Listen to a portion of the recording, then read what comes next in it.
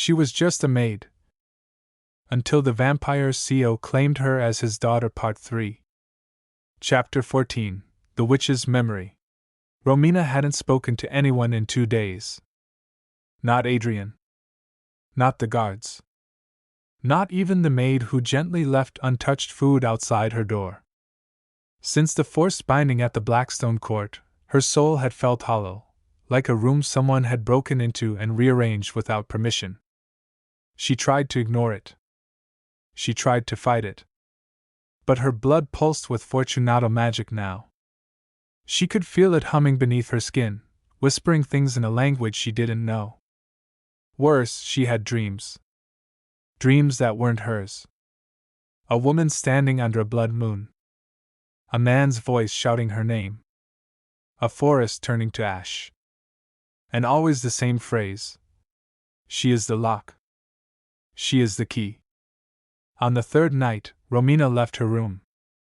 The De Luca library was quiet, dimly lit by enchanted lanterns that responded to touch. She ran her fingers along the spines of dusty books, not looking for anything in particular, just something real. Her fingers stopped on a journal bound in cracked leather. It looked familiar. Too familiar. She pulled it down, heart pounding. The initials burned into the cover were Yen. Evelyn Nix. Her mother. She opened it slowly. It wasn't a journal. Not just words. It was a grimoire, a witch's spell book disguised as a diary.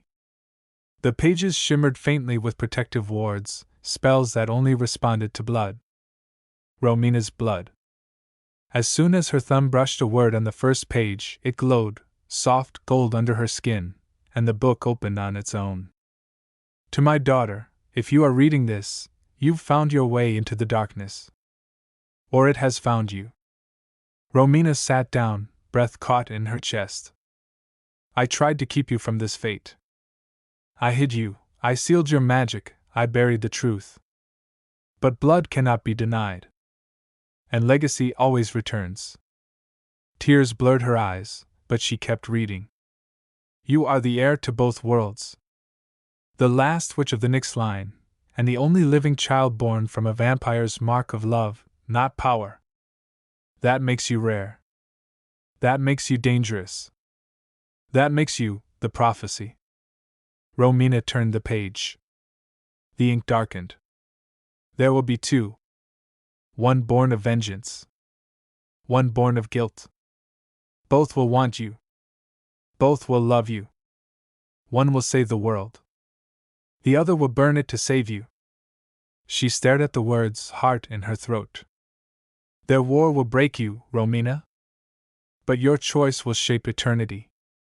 She flipped through more pages, spells, sigils, sketches of Damiano's face, poems written in half-mad fragments of sleep and power. And then, she found it. A final entry.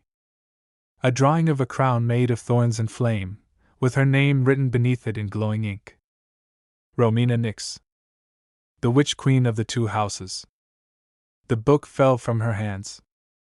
She stumbled back, gasping, as power surged through her body, sharp and wild and screaming to be released. She dropped to her knees, clutching her chest, eyes glowing faintly with gold fire. Her mother's magic had been sealed. But not anymore. It had awakened. And now, everyone would feel it. The doors to the library flew open. Adrian stood there, eyes wide. What did you do? He whispered. Romina rose slowly, her body glowing faintly with golden threads of magic swirling across her skin. I remembered who I am. Adrian took a step forward, awe in his eyes. Romina, this changes everything.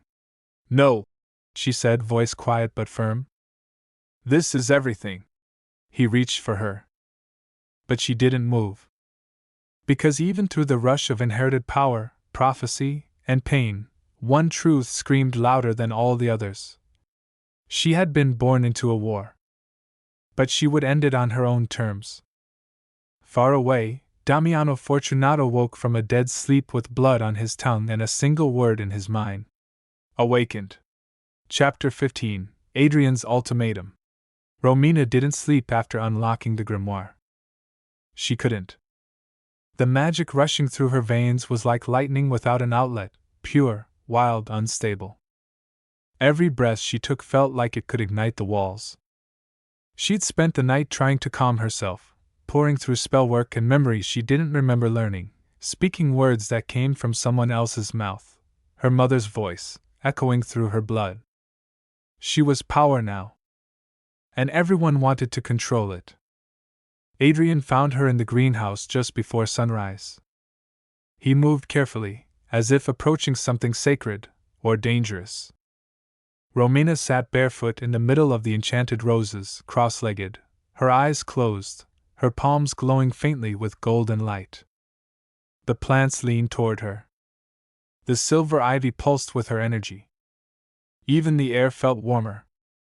Adrian didn't speak right away. He simply watched. She opened her eyes slowly. "You're not afraid of me?" He smiled faintly. "I should be. You knew, didn't you?" Her voice was steady. "You knew I was more than just a girl with unusual blood." "I suspected," Adrian said. "But I didn't know for sure until I bit you." She didn't flinch at the reminder. Instead, she stood, brushing flower petals from her lap. "You've been lying to me." He looked her in the eyes. "Yes." She walked to the edge of the greenhouse, arms crossed. "The truth. All of it." "Now." Adrian sighed and leaned against the ivy-wrapped archway. "My father doesn't want to kill you," he said. "Not exactly," Romina scoffed. "He wants to use you. Just like Damiano does. But Cassion's plan is more permanent." Romina turned to face him. "Go on." Adrian looked haunted. "He believes your bloodline can break the curse of sovereignty." "What is that?" "It's the reason no vampire can ever truly rule. We're powerful. But our houses are fragmented, constantly at war. Every attempt at a vampire monarch ends in madness or death. The curse makes sure of it. And I'm the key to ending that? You're the only one. Your blood is hybrid, bonded by love, not conquest. If you willingly bind yourself to one of the houses, that house becomes sovereign." Romina's skin chilled. "You mean if I chose you?" Adrian nodded slowly. "If you chose me, and completed the ritual, the DeLuca name could rule the Night Kingdom." Her throat closed. "And what would happen to the Fortunatos?" "They would be crushed," Adrian said softly. "My father would wipe them out before the ink dried." Romina stepped back, betrayal flashing in her eyes. "So this is why you got close to me? Why you flirted with me in a record store? To seduce me into destroying my own father?" "No," Adrian said sharply. "That's how it started. I won't lie to you. I was sent to lure you in. But then I met you. The real you. And suddenly, nothing else made sense anymore." Romina looked away. Her hands were shaking. "Damiano lied to me." "You lied to me? I don't know who I can trust." "Then trust yourself," Adrian said, stepping toward her. "You've seen what you are. What you can do. You don't need me, or him, or any of them." He paused. "But you can have me. All of me. If you want it." Romina looked up. Adrian's voice dropped to a whisper. "Run away with me. Now. Before Cassion locks you into a throne you don't want, or Damiano locks you into a cage you can't escape. We disappear. Go off-grid. Somewhere no house can touch you." She stared at him. "You'd give up everything?" "Yes," he said. "Because I'm already losing myself to you." The silence that followed was sharp enough to cut bone. Romina turned back toward the silver roses, her voice a whisper. "You want me to leave everything I've ever known. It was never yours to begin with. You want me to leave the father who bound me against my will. And bind yourself to someone who never forced you. You want me to stop a war before it begins. I want you to choose what's yours. She turned to face him fully. You want me? He stepped closer. I love you? Her breath hitched. And for a moment, just one fleeting second, Romina believed it could work. That they could leave, disappear, live like mortals in a world without thrones, without bloodlines, without magic. Just two people. Just a girl and a vampire who didn't want to be a prince. But then she felt it. A pulse of magic from the grimoire hidden in her room. Her mother's magic. The prophecy's heartbeat. One will save the world. The other will burn it to save you. She didn't know which of them was which. I need to think, she whispered. Adrian stepped back. I'll wait. Romina turned away, back toward the flowers. And behind her, Adrian said, If you don't come with me by midnight, I'll go alone. Her chest ached. And still, she didn't answer. Chapter 16, Running from the Night. Romina didn't wait until midnight. She left at dusk. No long goodbye. No romantic declarations. No desperate kiss at the threshold. Just a single look at Adrian across the hall, a nod, and she stepped into the night with him. They didn't take the elevators. They used a shadow gate. A forbidden one. It was buried beneath the DeLuca archives, sealed by magic older than most of the vampire court's history. Adrian unlocked it using a piece of his own soul, a blood offering that scorched his palm and left him shaking. Romina didn't ask what the cost was. She just took his hand when the veil parted, and they stepped through. They emerged in a coastal ruin just outside Lisbon, Portugal. The wind was salt-sharp and laced with ash. The ruins overlooked cliffs that dropped into Black Sea. Romina doubled over the moment they landed, her knees giving out. Her blood screamed. The forced bond to Damiano didn't want to let her get this far. She felt the magic tugging, a phantom leash, stretching but not yet snapping. Adrian caught her, holding her until she could breathe again. That was a warning, she panted. I'm not free. You will be, he said softly. Or no one will be.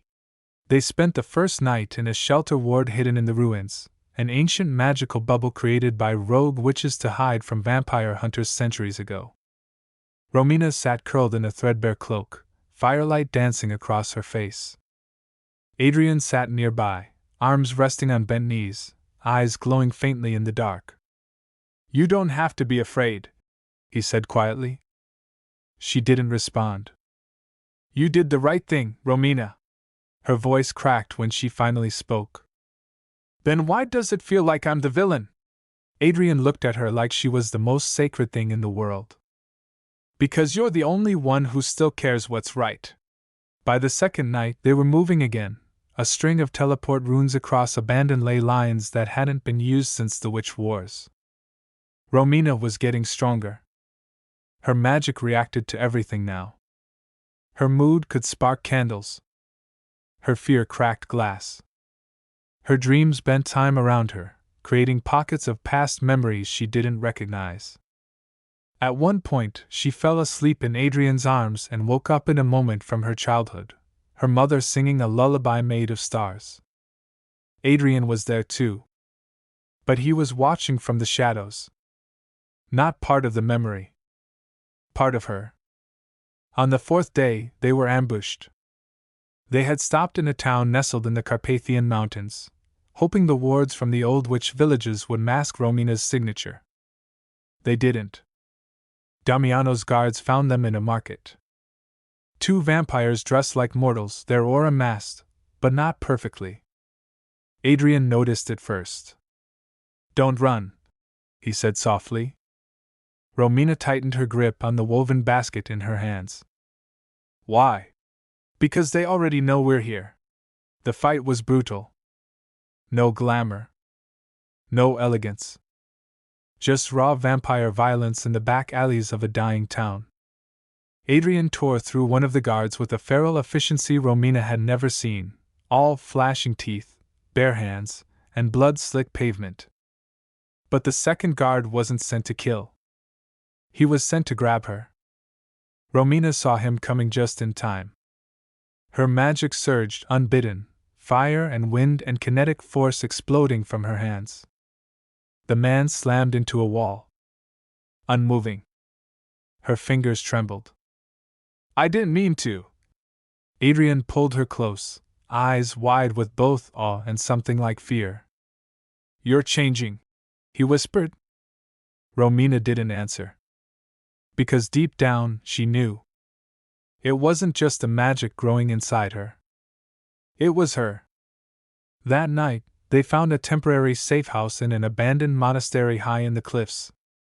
Romina sat wrapped in a heavy wool blanket, staring out at the stars. Do you think he hates me now? She asked. Damiano? She nodded. Adrian sat beside her. No, he said. I think he's terrified of what you're becoming. Why? Because you were supposed to be his daughter. Not his rival. She turned to face him. And what about you? She asked quietly. Are you afraid of me too? Adrian didn't speak for a moment.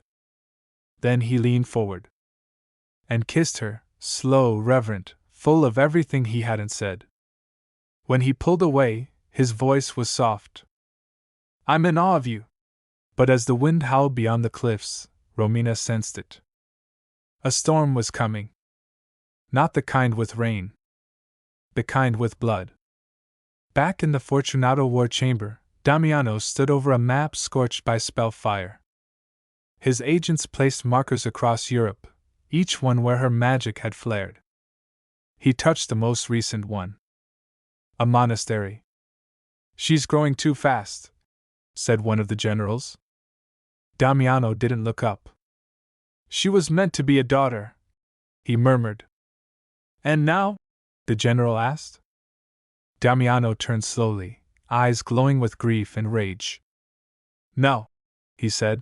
She is a threat. Chapter 17. The Vampire Wars Begin. The declaration came at midnight. It wasn't announced with a speech. It was delivered in blood.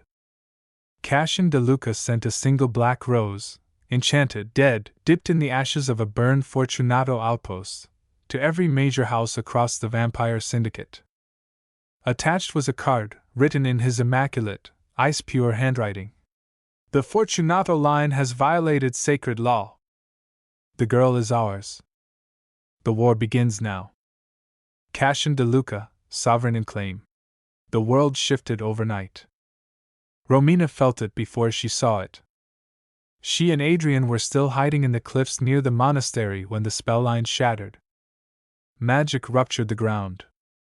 Sky cracked. And suddenly, every protective ward around them collapsed at once. Adrian staggered. Romina gasped, gripping the wall. What was that? Adrian's eyes were glowing crimson. My father, he hissed. He's made his move. The first attack came in the form of silence. No gunfire. No screams. Just the disappearance of entire Fortunato offices overnight. Real estate holdings, shipping docks, shell companies, corporate fronts that kept the Fortunato empire above ground. Cassian's agents moved in shadows, vampires trained not in brute force, but in economic warfare and psychic espionage. Servers were wiped. Vaults were emptied. Boardrooms exploded in carefully orchestrated magical failures. Romina heard the news through Adrian's secure line. Fortunato Holdings just lost $800 million in assets in 1 hour. Then the blood came. Saboteurs began targeting vampire nobles loyal to Damiano, not just financially, but physically. A bloodlord's daughter was found staked in her estate's garden. A centuries-old Fortunato cousin was burned alive in his sleep. Even their human allies weren't spared. It wasn't just war. It was revolution. Damiano retaliated. Within hours, 3 DeLuca fronts were destroyed in a coordinated strike: an elite blood spa in Paris, an offshore financial base in Malta, and a hidden armory in Brazil, all turned to ash by Fortunato agents using old witch fire, something no vampire had used since the last purge. Romina saw the images in secret reports. She wanted to be sick. Not because she felt pity, but because this war was being waged for her. From the safety of their hideout, she confronted Adrian. "This is insane. I know. They're destroying everything. And I'm the reason." Adrian turned to her, fury in his eyes, but not at her. "You're not the reason," he growled. "They are. My father. Damiano. The entire corrupt court. You're the excuse, not the cause." Romina stepped back. "Tell me the truth," she said. "If you had to choose between me and the DeLuca throne, what would you pick?" He looked at her and said nothing. That night, Romina tried to send a psychic signal, a message across the old bloodline tether to Damiano. It wasn't clear. It wasn't coherent. But it was desperate. And she knew he heard it. Because halfway across the world, Damiano sat in the dark of his estate, clutching his chest, blood trickling from the corner of his mouth. He whispered her name. And then gave the order. "Bring her home. Dead or alive." Chapter 18: The Prophecy Child. The monastery didn't hold. By the 5th day of war, its wards were useless against the spell trackers sent by House Draven, an ancient, neutral vampire house that had served as enforcers for the Old Blood Council. They didn't declare loyalty.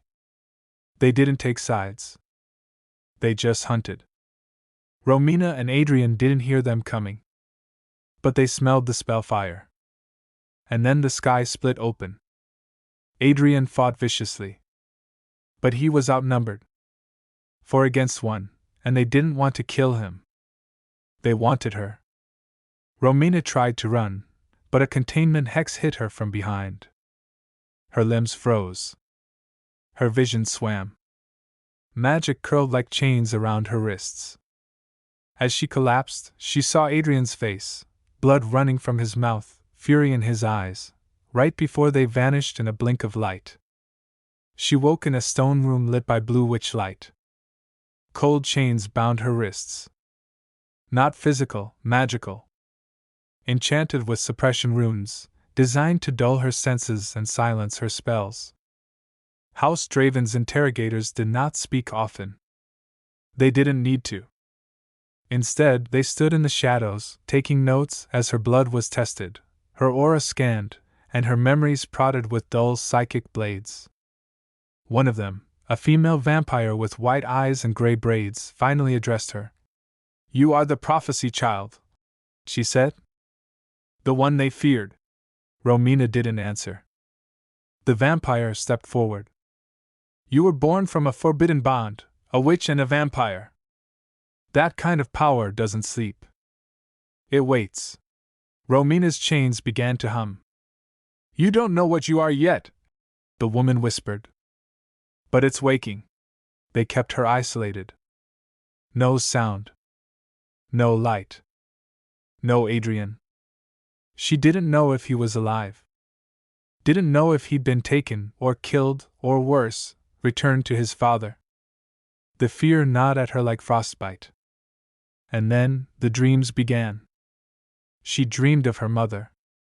Evelyn stood in a field of black roses, holding a blade made of glass and ash.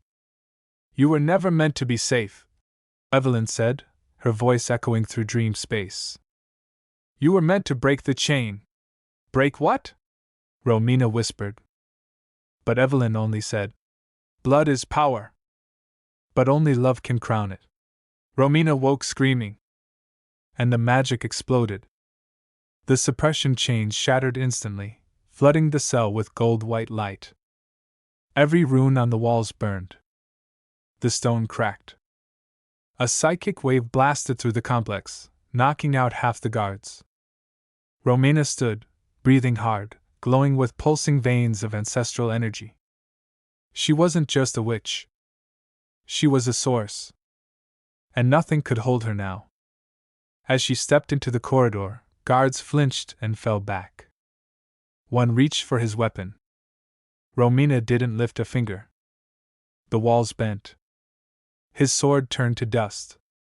Power radiated from her skin like a storm. And at the center of it, fear. Her own. If this is what I am, what do I become? Then Adrian found her. He was bloodied, bruised, but alive. He stumbled into view, eyes widening as he saw her standing in the rubble of her prison. Romina! Her magic pulsed at the sound of his voice. He raised his hand slowly. I'm not here to hurt you. I know, she whispered. And she ran into his arms. He held her, tight and trembling. I thought I lost you, he said. I thought I lost myself, she breathed. Her skin still glowed faintly.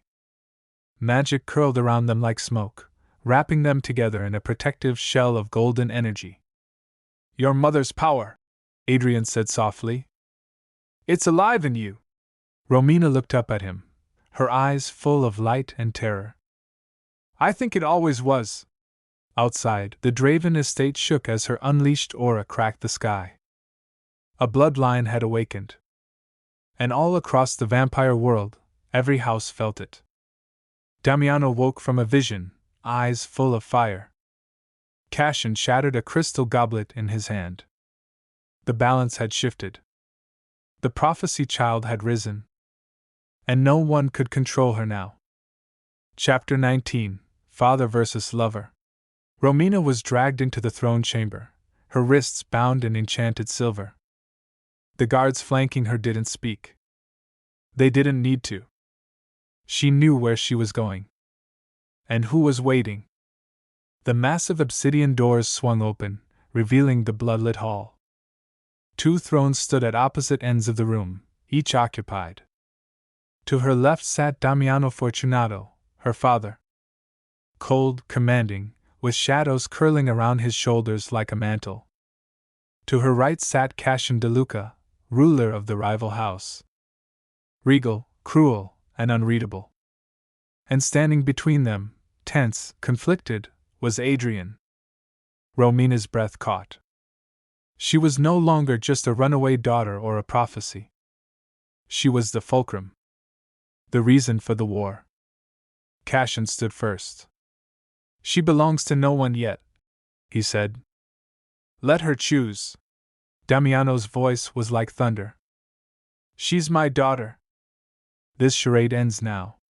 Romina stared at both men, the one who gave her life and tried to control it, and the one who said he loved her, but came from the house trying to destroy her father. She looked at Adrian last.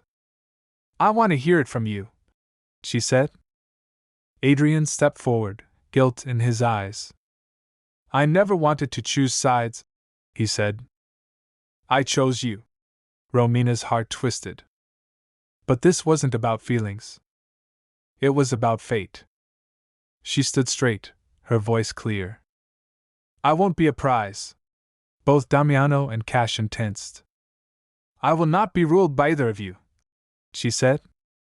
But if I must choose between my father and the man who helped me escape him. She paused. I choose me.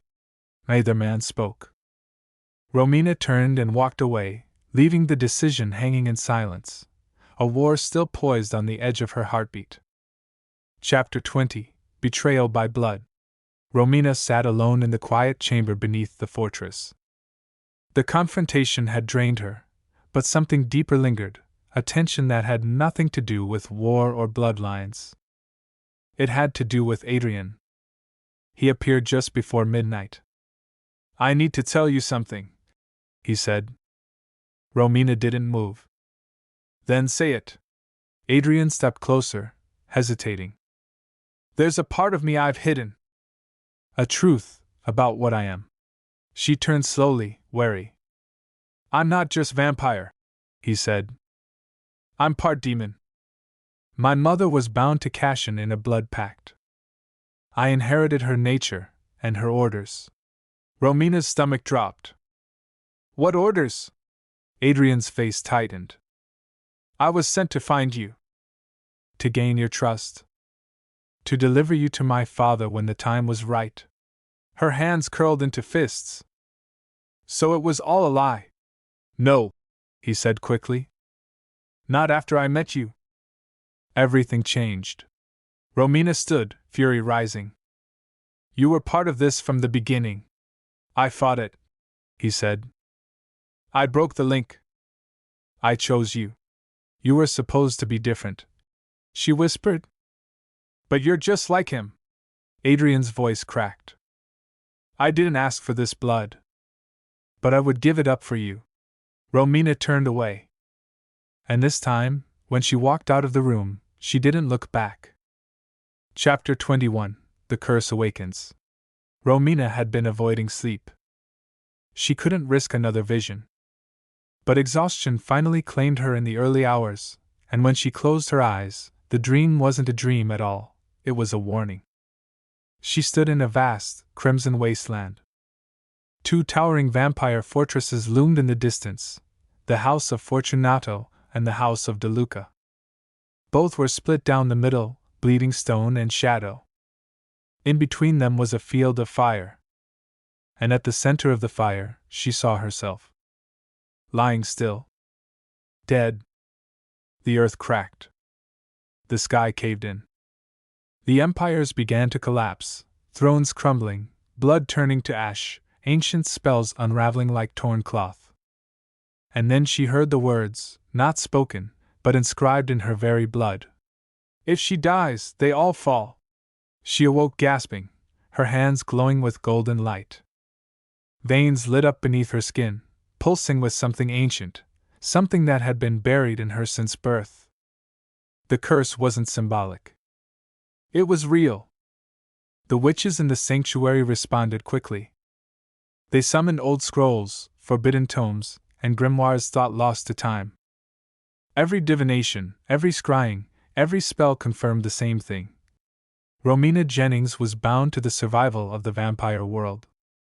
Her bloodline, forged from Damiano's vampire legacy and Evelyn's witchcraft, had inadvertently fulfilled an ancient magical condition. A prophecy written long before any modern house existed. One born of fire and shadow shall hold the fates of kings. If she falls, the night will break. If she bleeds, the towers quake. Her very life had become the anchor holding the vampire world in place. Damiano received word of the curse in the middle of a war council. He said nothing for a full minute. Then he dismissed the room. He stared at a flame flickering in his palm, jaw tight, voice hollow. She can't be touched now. Not by them. Not by me. Cassian De Luca reacted with barely concealed rage. He shattered 3 enchanted relics in his hall and whispered to his spies. Guard her, yes. But if she dares take the throne, we burn the world before she rules it. Romina, for her part, was silent. She sat alone at the center of the sanctuary's sacred circle, her hands resting on her knees, her eyes empty. I'm not a person anymore, she whispered.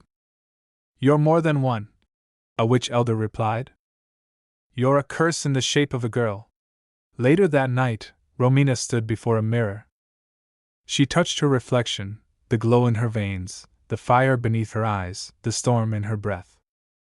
Her voice, calm and cold. If I die, they fall. She stared into her own gaze. Then let them fear me. Chapter 22. Sacrifice or Survival. Romina hadn't spoken to Adrian since the revelation. Not since he told her what he truly was. What he was sent to do. But now, after the curse had awakened, everything changed. Her life was no longer just her own, it was the linchpin holding up the vampire world. And everyone knew it. Even him. He came to her in silence, not expecting forgiveness. She didn't offer it. You shouldn't be here, she said, her voice low but steady. I know, Adrian replied. But I'm not here to ask for anything. Romina turned from the balcony and crossed her arms. Then why come? Adrian exhaled. To give something. She said nothing. She didn't trust his words. Not anymore. But he stepped closer, slowly, and placed a small silver dagger on the table between them, its hilt carved with 2 entwined runes, his sigil and hers. I want to offer a life merge, he said. A soul bind. Romina's breath caught. You know what that would do? He nodded. If you die, I die. If your power breaks, I feel it. We carry the curse together. Your blood won't collapse the world alone. Romina stared at him, eyes narrowing. Why would you do that? Because you shouldn't have to hold this alone, Adrian said. And because this curse was meant for one bloodline. Not just yours. Silence fell between them. The dagger gleamed with latent power. The bond would be irreversible. Binding their life forces meant eternal connection, a shared fate. And then, the shadows in the room darkened. A chill swept through the air. Damiano Fortunato stepped into the circle. His voice thundered. She will not take that bond. Romina's eyes widened. You're not in control of me anymore. Damiano's face was calm, but his magic swirled around him like a storm held barely in check. That ritual will cost you everything. If he dies, the curse twists. If you die, he goes with you. And no Fortunato magic can undo it. You'll be bound to a bloodline that is not your own. A demon's. Adrian stood his ground. I accept that. Romina looked between them, her father, rigid and cold, but with fear in his eyes, and Adrian, broken and honest, offering everything she once wanted. You gave me a curse, she said to Damiano. He's offering to carry it. Damiano's expression faltered. You don't need him. Romina turned back to the blade.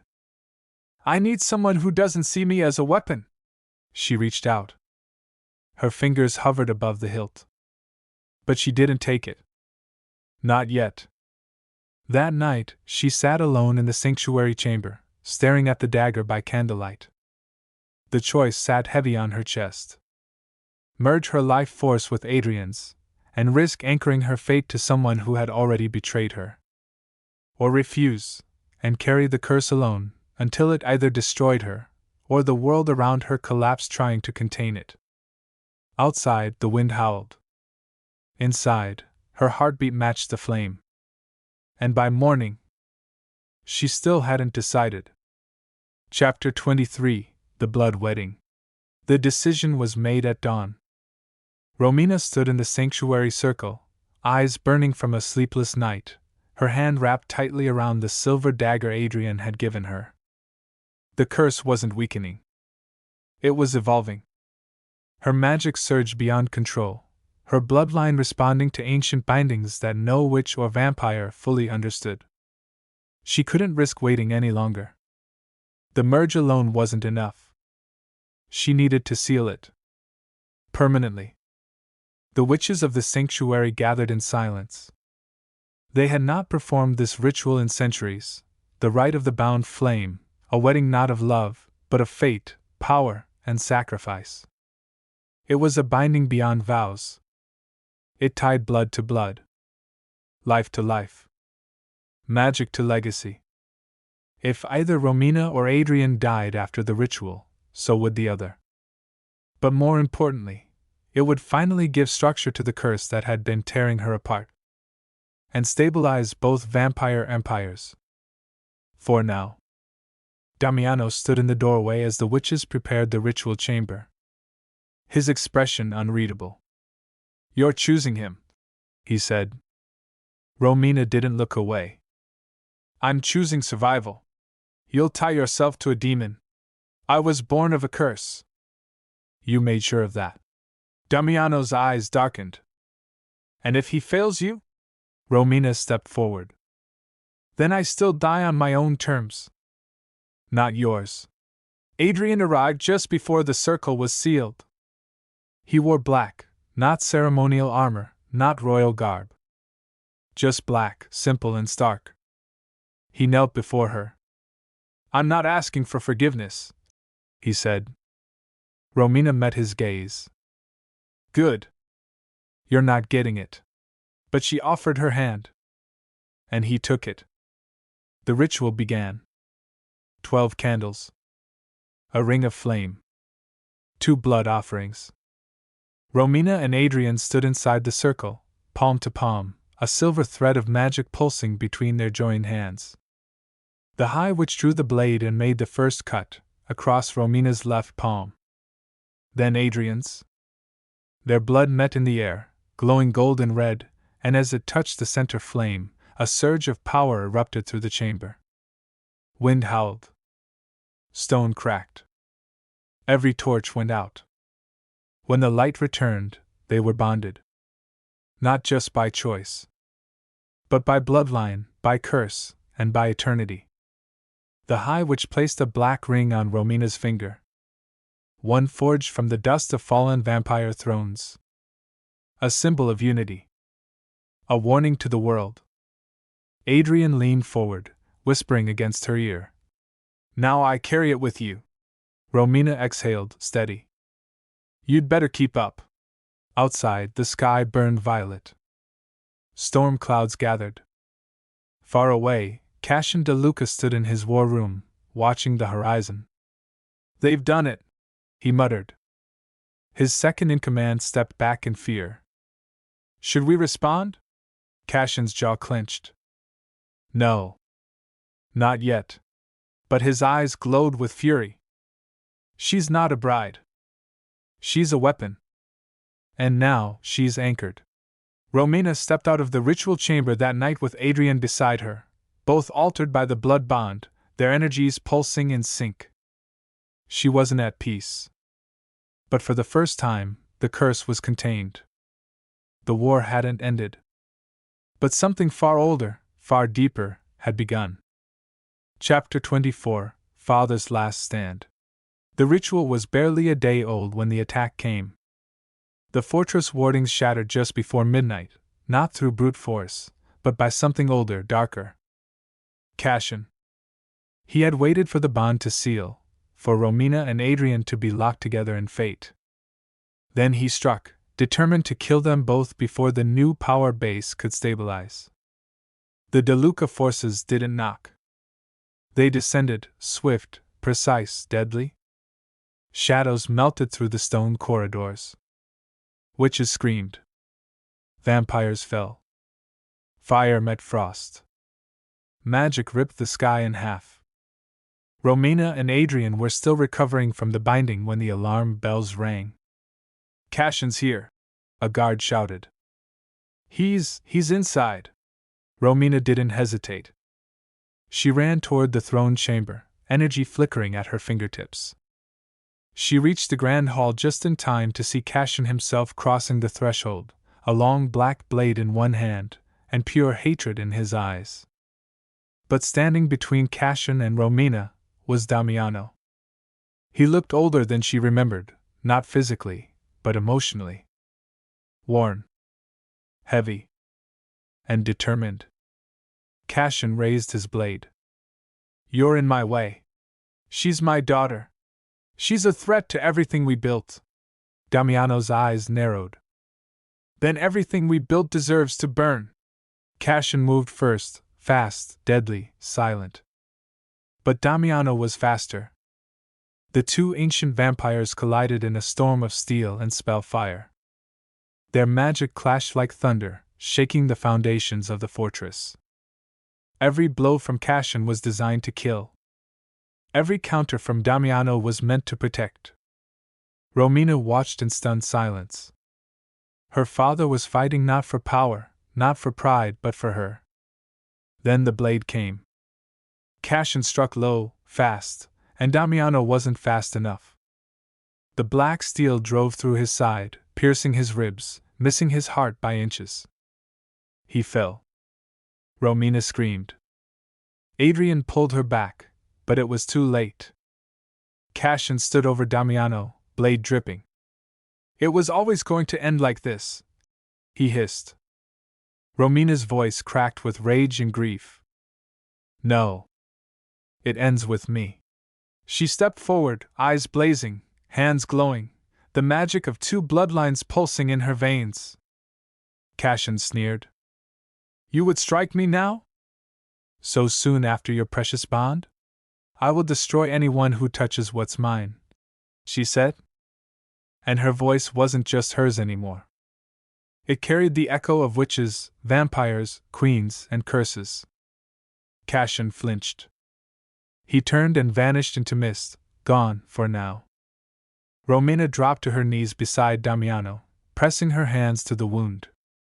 Blood soaked his shirt. You stubborn bastard, she whispered. Why? Damiano coughed, pain in every breath. Because you're not a weapon, he said. You're my daughter. Romina's throat tightened. And I was too proud to love you properly. Tears slipped down her face. But her magic surged through her hands, slow, deliberate, ancient. She poured it into him. Not to erase the pain, but to keep him alive. By dawn, Damiano still breathed. Weak. Broken. But alive. Romina sat at his bedside in silence, Adrian beside her, hand gently resting against hers. For the first time, Romina truly saw her father, not as a king, not as a tyrant, but as a man. Flawed. Protective. Wounded. And yes, loving. Chapter 25, Queen of Night and Fire. The fires of war still smoked on the horizon. But within the stone walls of the old sanctuary, something older than conflict had risen, something stronger than blood, deeper than magic. Romina had survived. So had her father. And her bond with Adrian, forged in sacrifice, betrayal, and trust, had held. No longer the girl with cursed blood. Romina was something else now. Something the world had never seen. The conclave of vampire elders and witch covens gathered at dusk, drawn by the tremor in the ley lines and the pulse of power flowing outward from the mountains. She stood before them on the temple steps, wind coiling around her like a living thing.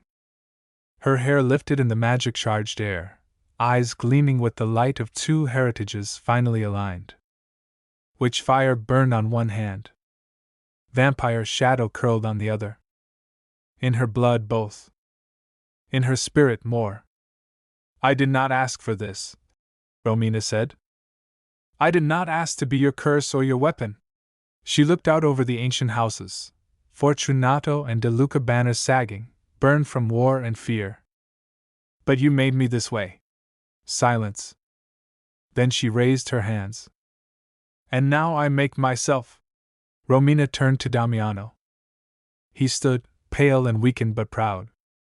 There was no crown on his head, no army behind him, just a wounded man who had finally chosen love over power. She stepped forward. Your empire doesn't need to end, she said softly. But it will change. Damiano bowed his head. Then let it change with you. She turned to Adrian next. He had stayed close but silent, letting her rise without reaching for her light. The blood bond between them thrummed like a heartbeat in her palm. I once said I loved a lie, she told him. Now I know the truth. He stepped closer. And? Romina smiled, fierce, soft, unyielding. I still love you. They didn't kiss. They didn't need to. The magic that passed between them was deeper than touch. The High Witch stepped forward at last, voice quaking with reverence. What do we call you now, daughter of shadow and flame? Romina lifted her chin, eyes glowing with nightlight and ember. I am not daughter. I am not bride. I am not heir. She raised both hands and the wind obeyed. I am queen of night and fire. Across the supernatural world, everything shifted. The houses bowed, not in surrender, but in recognition. The vampire war halted. The curses were bound. The balance had changed. Romina Jennings, once the girl no one claimed, now stood as the sovereign force between two worlds. Not vampire. Not witch. Something new. A union of bloodlines. A future reborn in fire. And beside her, Damiano, the father who had fought to redeem himself. And Adrian, the lover who now shared her soul. For now there was peace. But deep below the earth, in the ashes of ancient thrones, something else stirred. The war was over. But the story was only beginning. Every tale you hear here leaves a mark on the world beyond. If this story stirred something in you, leave a like to weave your magic into ours. Share your thoughts in the comments. Every voice spins a new thread in the arcane tapestry. And subscribe to our YouTube channel Arcane Stories, where myths breathe, shadows speak, and destinies awaken. The next legend is already waiting for you.